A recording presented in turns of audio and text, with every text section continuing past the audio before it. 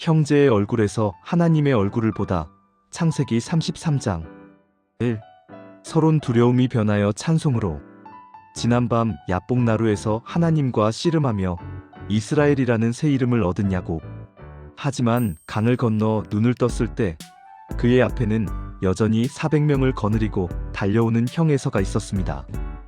영적 승리를 경험했어도 현실의 위협은 그대로인 것처럼 보입니다. 그러나 하나님은 야곱의 변화에 맞춰 에서의 마음까지 이미 만지고 계셨습니다. 오늘 말씀을 통해 진정한 화해와 회복이 어디서 오는지 나누고자 합니다. 2. 본론 화해와 회복의 영적 원리. 내가 먼저 낮아지는 태도 1-3절.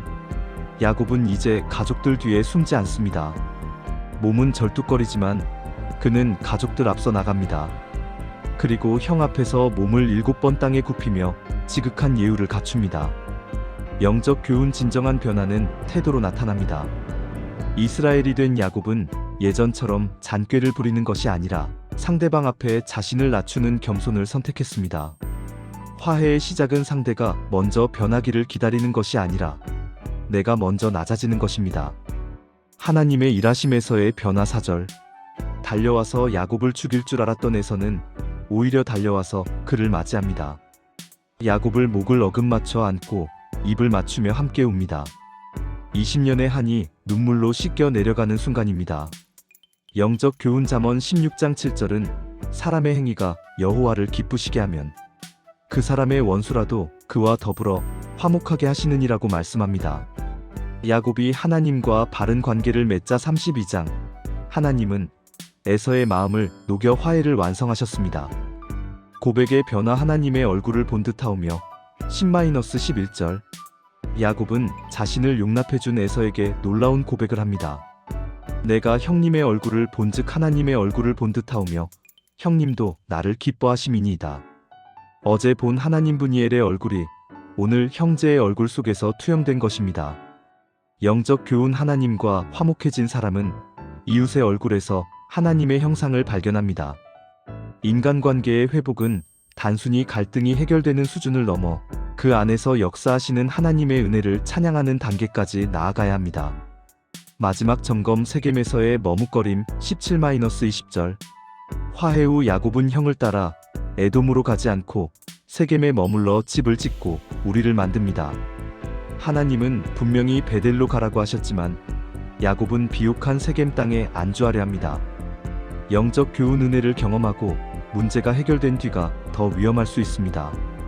야곱은 그곳에 제단을 쌓고 엘엘로헤 이스라엘 하나님, 곧 이스라엘의 하나님이라 불렀지만 아직 온전한 순종의 자리베델까지는 가지 못했습니다. 우리의 신앙은 문제 해결에 멈추지 말고 온전한 사명의 자리까지 나아가야 합니다. 3. 결론. 화해의 하나님을 신뢰하십시오. 창세기 33장은 우리에게 불가능해 보이는 관계도 하나님이 개입하시면 한순간에 녹아내릴 수 있음을 보여줍니다. 야곱이 절뚝거리는 다리로 형에게 다가갔을 때 그것은 약함이 아니라 하나님의 도움 없이는 살 수 없다는 고백이었습니다. 여러분 안에 아직 풀리지 않은 에서와 같은 관계가 있습니까? 먼저 하나님 앞에 홀로 서십시오. 그리고 주님이 주신 겸손으로 다가가십시오. 하나님께서 상대의 마음을 녹이시고 여러분의 삶에 진정한 평화와 엘엘로헤 이스라엘의 축복을 허락하실 것입니다. 4. 기도 요약. 맺힌 관계를 푸는 열쇠가 나 자신의 겸손과 변화에 있음을 깨닫게 하소서. 원수의 마음도 돌리시는 하나님의 주권을 믿고 두려움 없이 나아가게 하소서. 문제 해결 이후에도 안주하지 않고 하나님이 약속하신 베델을 향해 끝까지 걷게 하소서. 머뭇거리는 신앙. 멈춰버린 사명. 창세기 34장 1. 서론. 은혜 뒤에 찾아온 위기. 우리는 흔히 큰 은혜를 경험하고 문제가 해결되면 모든 것이 끝났다고 생각합니다. 야곱은 형 에서와 극적으로 화해했고 이스라엘이라는 새 이름을 얻었습니다. 이제 그에게 남은 것은 하나님께 약속했던 베델로 돌아가는 것뿐이었습니다. 그러나 야곱은 베델로 바로 올라가지 않고 세상의 풍요가 보이는 세겜에 머물렀습니다. 오늘 본문은 그 머뭇거림이 불러온 참혹한 비극을 통해 우리가 어디에 서 있어야 하는지를 교훈합니다. 2. 본론 안주함이 불러온 영적 비극. 세겜에 머문 데가 1-4절. 야곱의 딸 디나가 그 땅의 딸들을 보러 나갔다가 세겜 추장에게 부끄러운 일을 당합니다. 영적 교훈. 디나가 그 땅의 딸들을 보러 나갔다는 것은 세상 문화에 대한 호기심과 동화를 의미합니다. 야곱이 베델로 가야 할 사명을 잊고 세겜에 장막을 쳤을 때 그의 가족들은 세상의 가치관에 무방비로 노출되었습니다. 사명의 자리를 떠나 세상과 적당히 타협하며 머무는 곳에는 반드시 영적 위기가 찾아옵니다. 무너진 영적 리더십. 야곱의 침묵. 5절, 30절. 딸이 수치를 당했다는 소식을 듣고도 야곱은 아들들이 돌아올 때까지 잠잠합니다. 그리고 사건이 터진 후에도 오직 자신의 안위와 평판만을 걱정합니다. 나에게 화를 끼쳐 나를 헤아리니 그러면 나와 내 집이 멸망하리라. 영적 교훈. 영적으로 침체된 리더는 하나님의 공의보다 자신의 안위 셀프-인트러스트를 먼저 생각합니다. 마땅히 분노해야 할 때 침묵하고 바로잡아야 할 때 방관하는 야곱의 모습은 오늘날 사명을 잃어버린 우리들의 모습일 수 있습니다. 복수와 거짓 변질된 거룩의 도구. 13-29절. 야곱의 아들들 시므온과 레위은 할례라는 거룩한 언약의 징표를 복수의 도구로 이용합니다. 그들은 거짓으로 조약을 맺고 세겜 사람들이 고통 중에 있을 때 잔인하게 학살하고 노력합니다. 영적 교훈. 거룩한 하나님의 말씀과 예식을 자신의 유익이나 감정을 위해 사용하는 것은 큰 죄악입니다. 하나님의 방법이 아닌 인간의 혈기와 복수심으로 문제를 해결하려 할 때 우리는 세상보다 더 악해질 수 있음을 경계해야 합니다.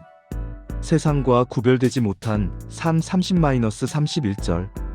야곱의 집안은 세겜 사람들과 다를 바 없는 폭력을 행사했습니다.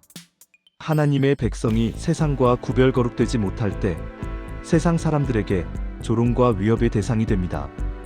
영적 교훈. 성도는 세상 속에서 하나님의 성품을 드러내야 합니다. 그러나 사명을 잃은 야곱의 집은 세상보다 더 잔혹한 모습으로 전락했습니다. 우리가 베델이라는 영적 목표를 잃어버리면 우리 삶의 방식은 순식간에 세상의 방식에 잠식당하고 맙니다. 3. 결론. 이제 다시 베델로 올라갑시다. 창세기 34장은 절망적인 침묵과 비극으로 끝납니다. 야곱은 두려움에 떨고 있고 아들들은 혈기방장합니다. 그러나 이것이 끝이 아닙니다. 이 비극의 끝에서 하나님은 다시 야곱을 부르십니다. 35장. 일어나 베델로 올라가라. 사랑하는 성도 여러분, 혹시 여러분도 사명의 자리인 베델을 잊은 채 세상의 안락함이 있는 세겜에 머물고 있지는 않습니까? 내 가정이 세상 문화에 휩쓸리고 내 영적 리더십이 무너져 있지는 않습니까? 위기는 곧 돌아오라는 신호입니다. 비극은 하나님만 바라보라는 경고입니다.